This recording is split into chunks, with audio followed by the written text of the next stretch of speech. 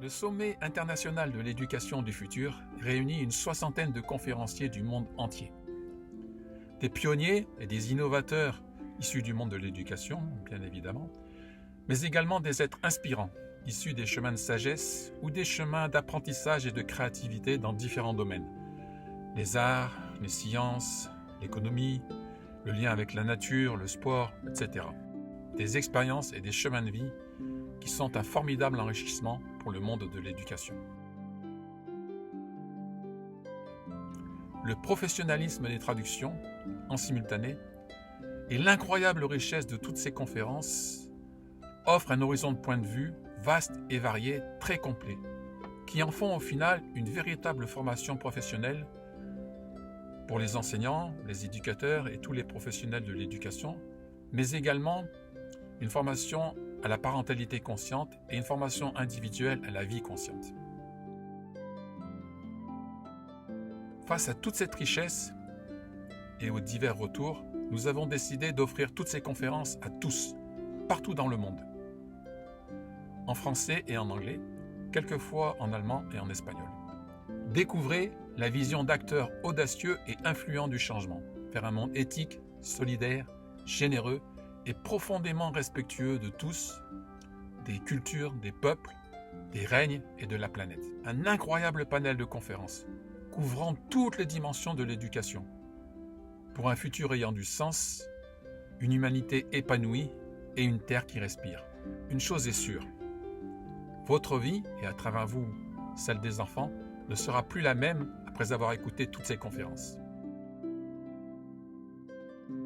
Pour avancer, nous avons besoin de vous, nous avons besoin de votre générosité solidaire. L'organisation du sommet et l'édition des conférences ont nécessité des milliers d'heures de travail et nécessitent encore beaucoup de temps et d'investissement.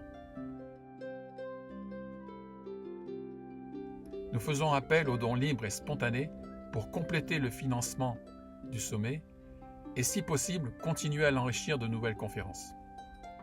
Votre soutien est vraiment précieux et vital pour aller jusqu'au bout de cette aventure extraordinaire. Merci.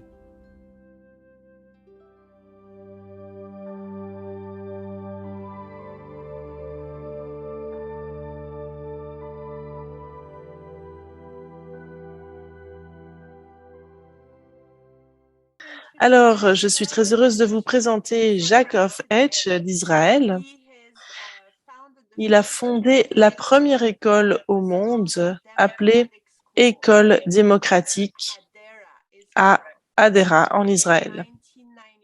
En 1993, il a convoqué la première IDEC, c'est la conférence internationale sur l'éducation démocratique, qui s'est d'abord appelée la conférence Hadera. Et en 1996, Hecht a fondé l'Institut pour l'éducation démocratique en Israël, l'IDE, et en son sein, la faculté universitaire pour les enseignants de l'éducation démocratique. Son livre Democratic Education, A Beginning of a Story a été traduit en anglais, en portugais, en bulgare et en coréen. Et c'est une source d'inspiration pour les éducateurs et les entrepreneurs novateurs du monde entier. Aujourd'hui, il est ici avec nous pour nous parler de l'avenir des écoles démocratiques et nous dire également pour préparer nos enfants à un monde inconnu dans un présent en mutation.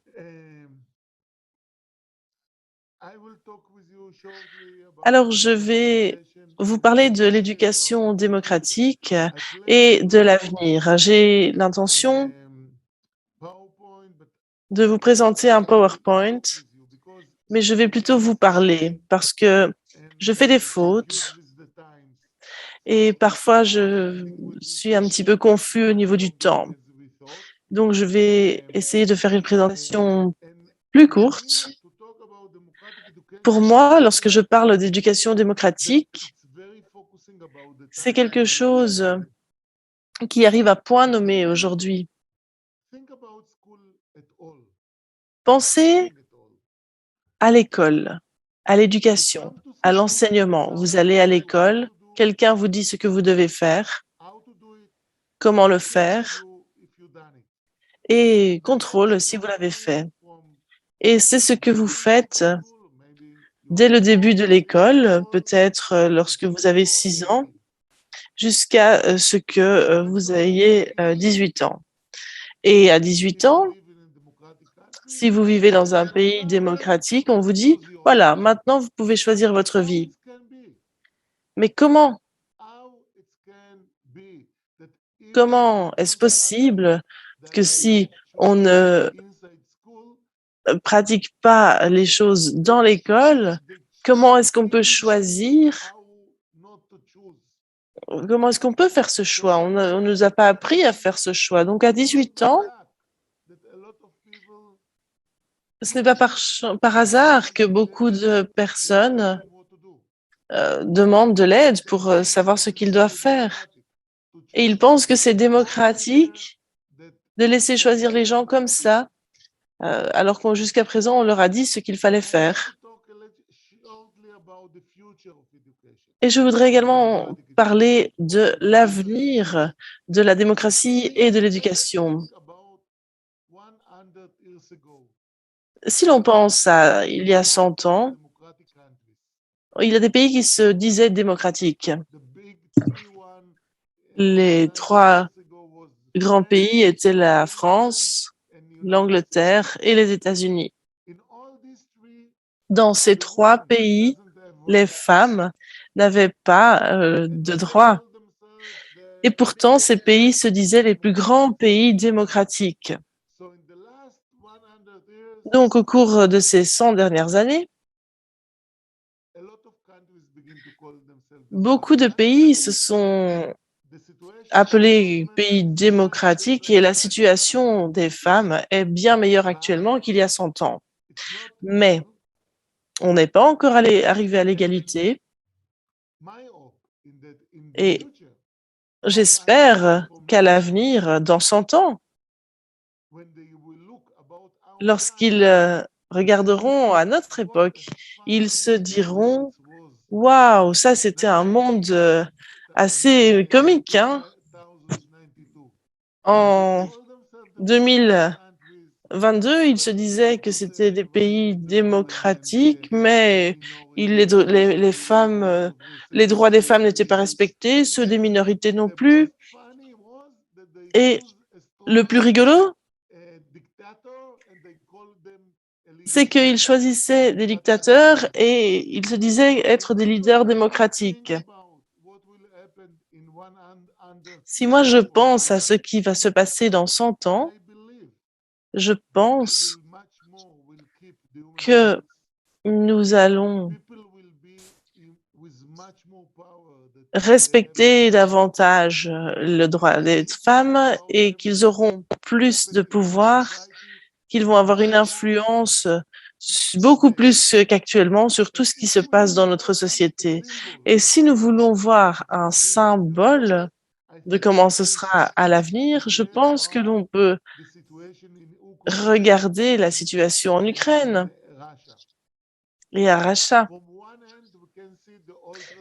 D'un côté, on voit les politiciens de la classe politique traditionnelle.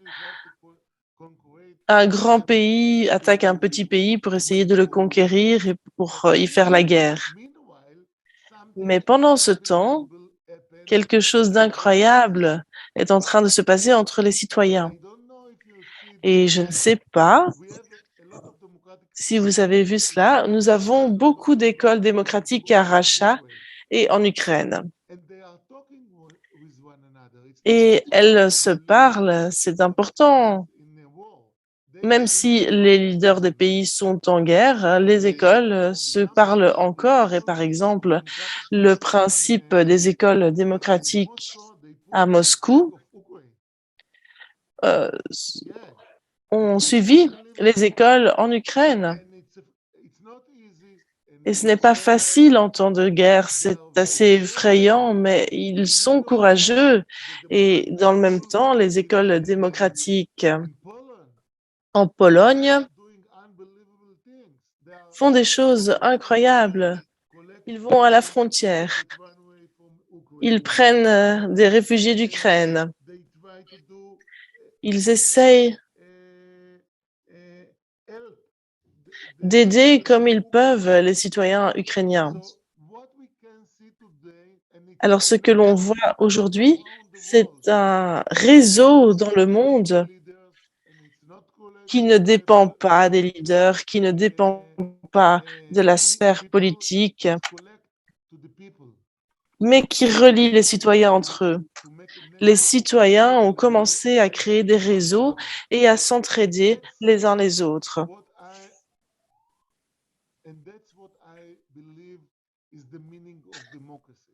Et c'est ce qui, je pense, est l'objectif de la démocratie. C'est comme cela que nous devons voir l'avenir. C'est une situation où nous devons changer l'éducation dans les écoles. Nous devons arrêter la dictature, l'éducation à la dictature qui se passe dans de nombreuses écoles dans le monde. Cela a changé. On peut voir aujourd'hui que dans de nombreuses écoles, ce ne sont pas des écoles démocratiques, mais on comprend qu'il faut une démocratie à l'école si vous voulez une démocratie au niveau des citoyens et au niveau du pays.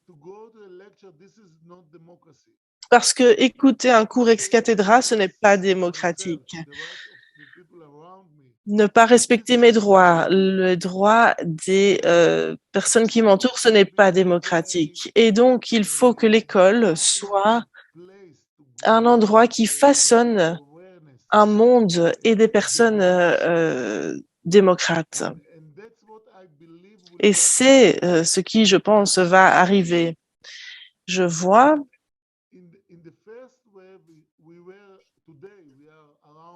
que aujourd'hui, nous sommes environ 40 écoles démocratiques dans le monde. C'est beaucoup. Oui, dans 17 pays. Et je pense qu'à l'avenir, on va voir de plus en plus d'écoles démocratiques. Une classe, des cours de démocratie sont en fait une école. Mais je n'ai pas compris le mot que vous avez dit. On va voir plus de classes démocratiques. Et je pense que changer l'éducation, le système éducatif, ça va être très compliqué.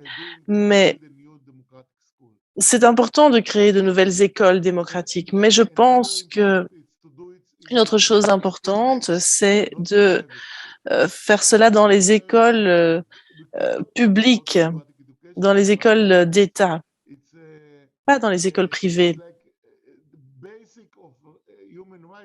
Parce qu'il s'agit de la base des êtres humains, d'être libres et ouverts. Et donc, si on trouve cela dans les écoles publiques, gouvernementales, ce serait super. Et ce que l'on voit aujourd'hui dans le monde, c'est qu'il y a de plus en plus de classes qui deviennent des classes démocratiques. Et je vais vous montrer à quoi ça ressemble. C'est une classe d'environ 20, 30 élèves. Et ils prennent des décisions pour eux. Ils apprennent et les étudiants apprennent tout autant que le professeur.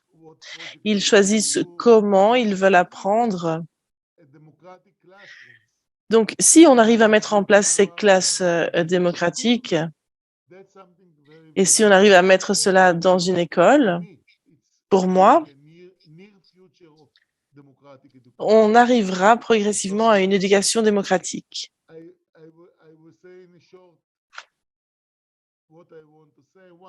Alors, je vais simplement souligner 2 points. Tout d'abord, je pense que la démocratie doit faire partie du programme scolaire. Il ne faut pas enseigner la démocratie, nous devons la vivre parce que c'est quelque chose qui doit vous accompagner de 4 ans à 18 ans et qui doit augmenter. C'est quelque chose de très important. qui doit être présent dans toutes les écoles. Et il faut changer les écoles traditionnelles. Il ne faut pas uniquement créer de nouvelles écoles. Ça, c'est un point très important.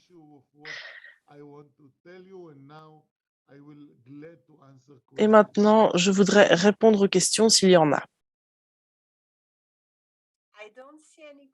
Alors, je ne vois pas de questions dans le chat, mais moi, je suis curieuse. Est-ce que vous avez découvert les écoles Summerhill avant d'être impliqué dans les écoles démocratiques? Comment tout a commencé? Alors, moi, j'ai quitté l'école à 16 ans. Et lorsque j'ai quitté l'école, j'ai décidé de construire un nouveau type d'école. Et là, j'ai lu le livre de Janusz Korczak, qui est un éducateur très célèbre, polonais. Comment est-ce que vous appelez son nom? Janusz Korczak. J'ai quitté l'école parce que je ne sais pas lire et écrire. Janusz Korczak.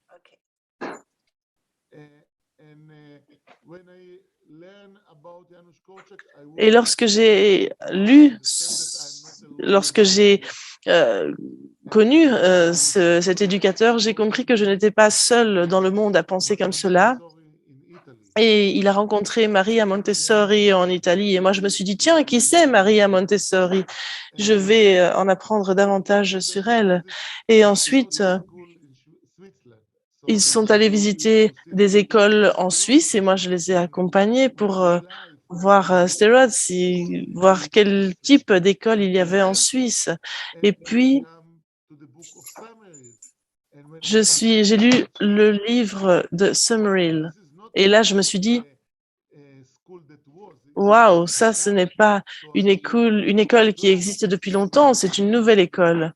Et donc, je suis allée sur place, j'ai vu Summerhill et j'ai continué à apprendre beaucoup de choses sur les différentes écoles. Et j'ai compris beaucoup de choses.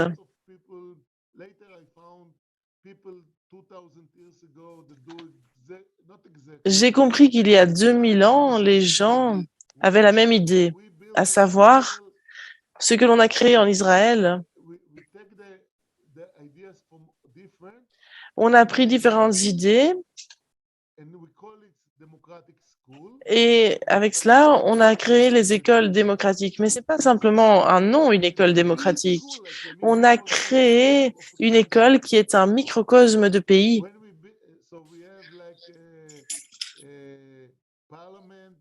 Nous avons des réunions parlementaires, on prend toutes les décisions dans les réunions parlementaires, des différents types de décisions.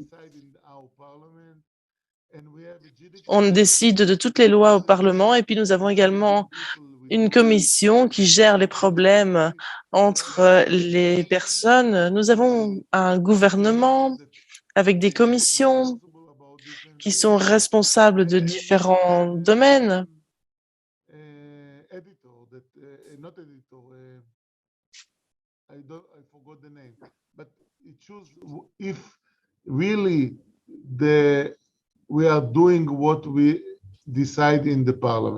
En fait, on applique ce qu'on a décidé au Parlement. Lorsqu'on a commencé à travailler,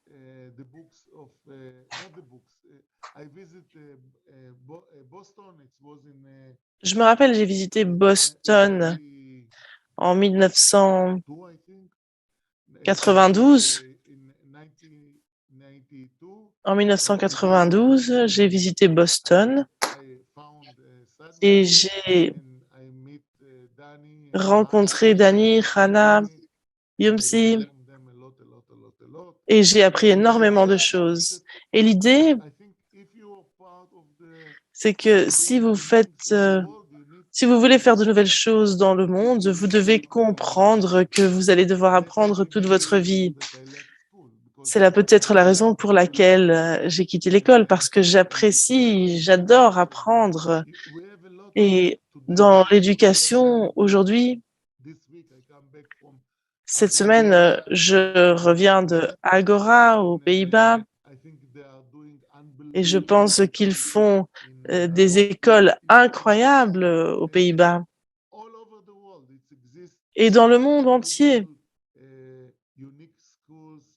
Il y a des écoles incroyables et aussi dans Corée du Sud. Il y a des écoles d'Harry Potter qui font partie des écoles publiques de Corée du Sud.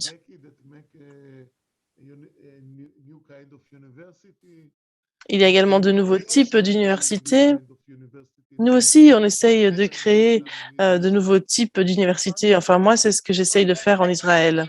Alors, quel type d'université êtes-vous en train de construire? Eh bien, maintenant, nous avons un collège pour la formation des enseignants et nous en avons un grand en Israël. Et ce sont des collèges qui vont créer des enseignants pour des écoles démocratiques. Il faut donc former les enseignants. On ne peut pas apprendre à être enseignant et puis apprendre sur les écoles démocratiques. Vous devez apprendre sur les écoles démocratiques lorsque vous faites votre formation pour devenir enseignant. Waouh, c'est fantastique.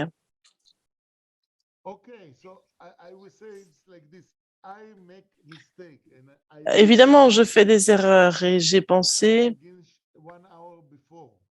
qu'on allait commencer 1 heure avant. Donc, voilà, c'est pour ça que j'ai eu l'appel du téléphonique. Avant que vous partiez, il y a une question. Pourquoi le faire dans les écoles privées et pas dans les écoles publiques et pas dans le privé?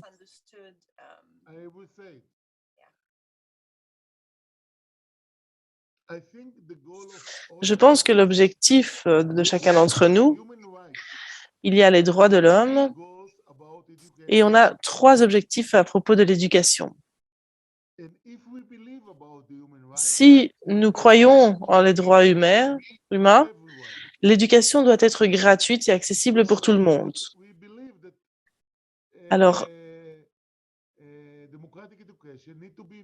l'éducation démocratique doit être gratuite et accessible à tout le monde. Et donc, si c'est gratuit, c'est forcément une école publique. Je sais que dans certains pays, on ne leur permet pas de construire des écoles démocratiques.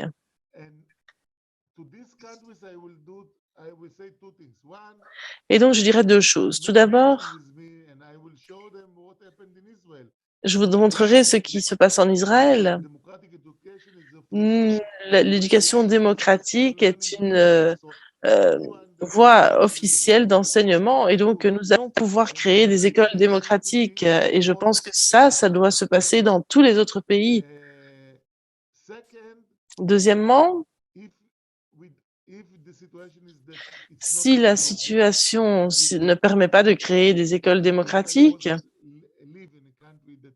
si je vivais dans un pays où il n'était pas permis de créer une école démocratique, je créerais une école privée, mais pas par choix, mais parce que je n'ai pas d'autre option, d'autre solution. Et donc, vous pouvez créer une école privée si vous n'avez pas d'autre option, mais pensez toujours à comment créer votre école pour que tout le monde puisse y avoir accès gratuitement. Quelqu'un a dit, pour apprendre, est-ce que vous pouvez être formé pour devenir enseignant en Israël? Oui. Moi, j'ai trouvé la première faculté de formation des enseignants en 2000 et maintenant j'en ai créé une nouvelle qui est plus importante. Oui, mais donc il était déjà possible pour d'autres personnes de venir et d'apprendre tout en anglais? Non, les cours sont en hébreu, mais on a l'intention de le faire en anglais. Donc, on va essayer de faire cela prochainement. Et comme il y a différentes parties du monde, il y a également des gens qui sont bénévoles. On parlait à Naomi. Il y a 4 ou 5 personnes qui peuvent dire, qui m'ont dit, moi je peux traduire, donc peut-être que je pourrais lier cela au sommet. Non, mais ce n'est pas une question de traduction, c'est bien plus compliqué parce que Israël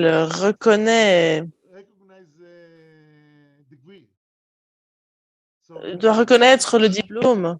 Donc,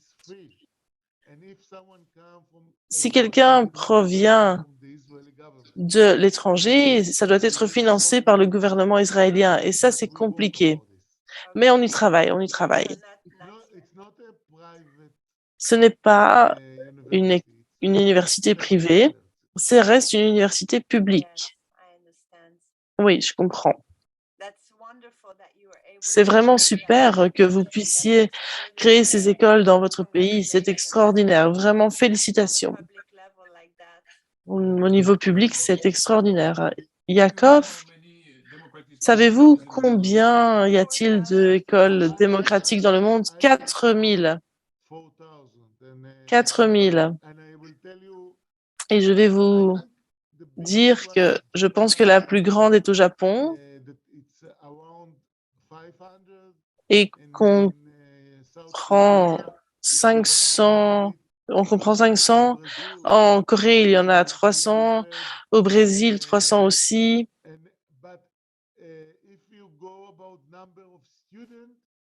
Et si vous regardez le nombre d'étudiants, je pense qu'en Israël, il y en a beaucoup. Environ 40 écoles en Israël et 20 000 étudiants qui étudient dans les écoles démocratiques. Et si vous regardez du point de vue d'Israël, l'influence de nos écoles démocratiques, c'est énorme. Elles ont beaucoup d'influence. Par exemple, le ministre de l'Éducation israélien était professeur dans l'une des écoles démocratiques, ou la responsable de tous les professeurs en Israël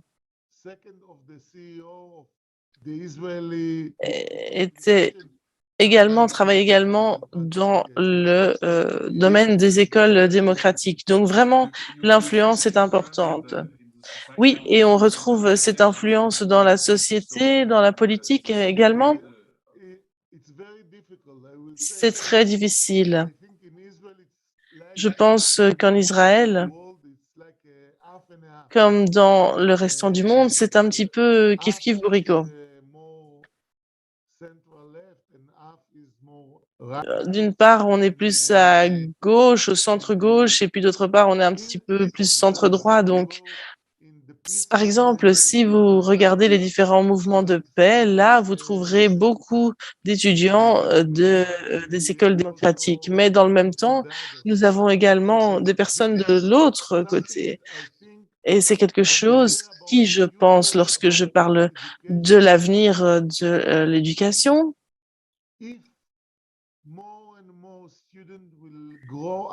si de plus en plus d'étudiants ont cette notion démocratique dans les écoles publiques, je pense que la vision des gens par rapport aux politiciens, par rapport à la société va aussi changer. Et pour moi, tous les politiciens traditionnels doivent aussi changer. Et le nouveau type de démocratie est avec nous, mais nous avons besoin d'une nouvelle génération qui apporte un nouveau souffle pour la démocratie.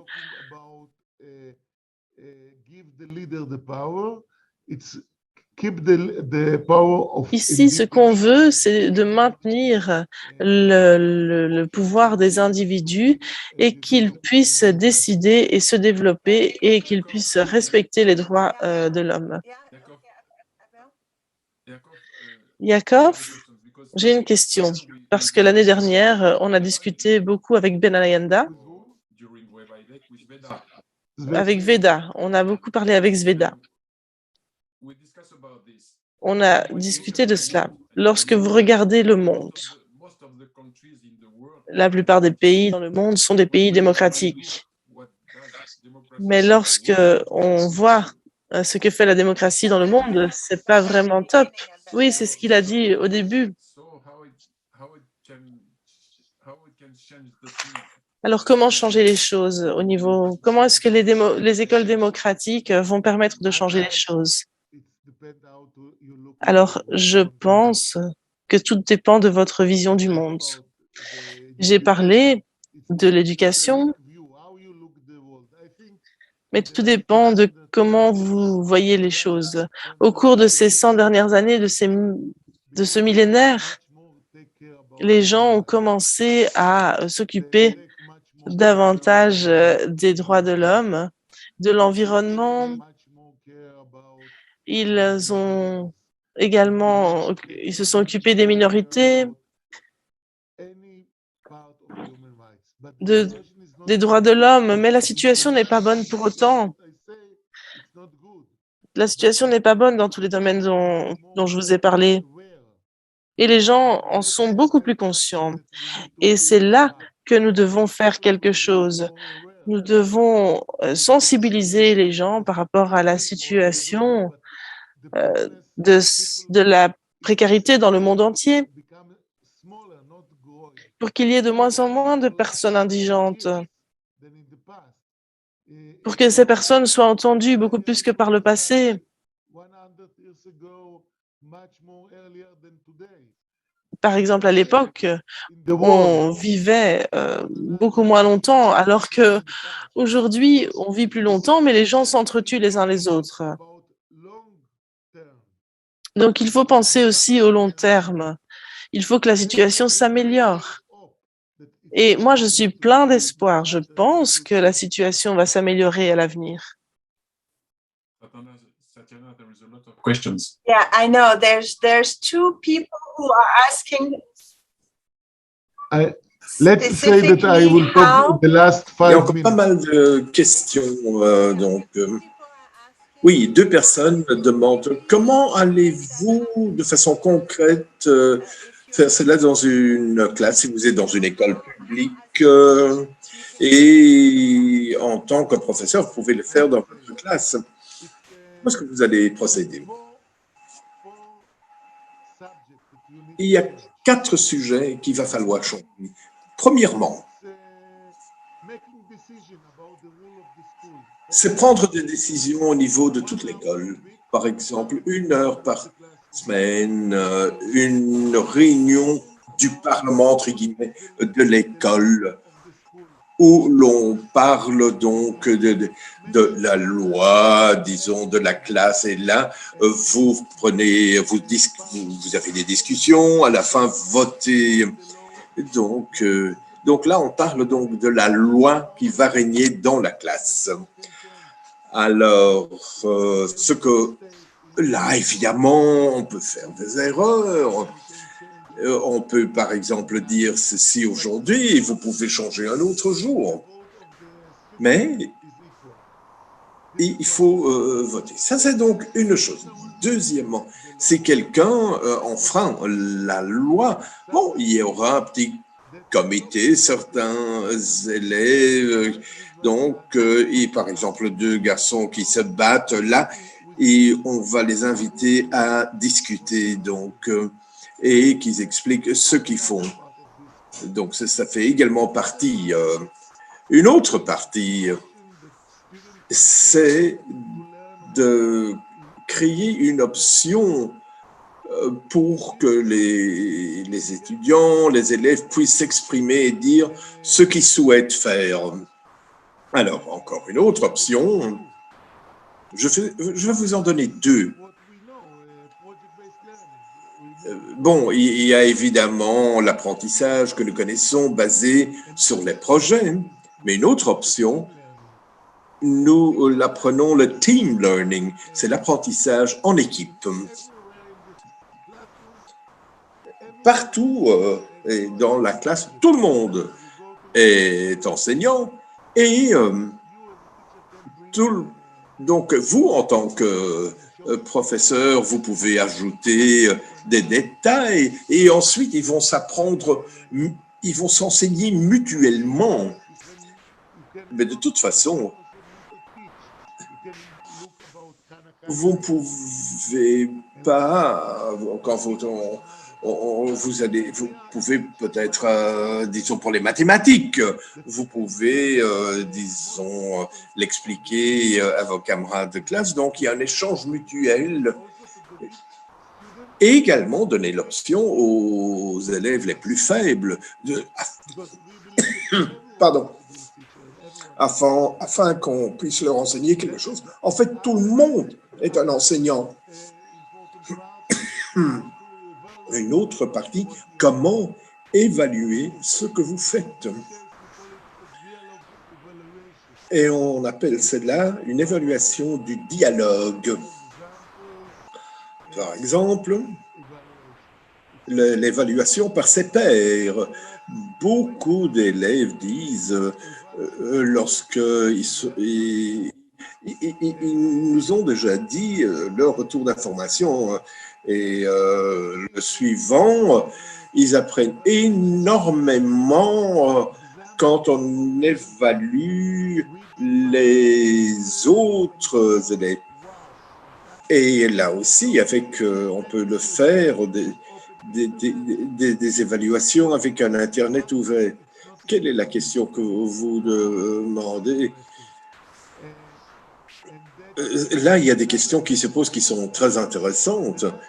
Et alors, ça c'est donc à propos de l'évaluation. Premièrement, donc, je résume comment être enseignant, comment être élève. Deuxièmement, faire des décisions, apprendre ensemble. Troisièmement, l'évaluation. Et quatrièmement, établir des connexions, le cimentage, comme on l'appelle. Lorsque vos élèves apprennent, il faut le partager avec les autres.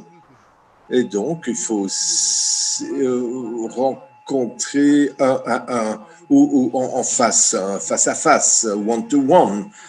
Et donc, vous pouvez leur demander ce qu'ils en pensent. C'est donc les 4 choses, ou bien on peut travailler autour de ces 4 thématiques dans toutes les classes. Je n'ai pas bien compris la dernière partie. Est-ce que vous dites c'est le professeur qui fait un one-to-one ou bien les élèves tous ensemble? Non. C'est-à-dire chaque élève, 10 minutes.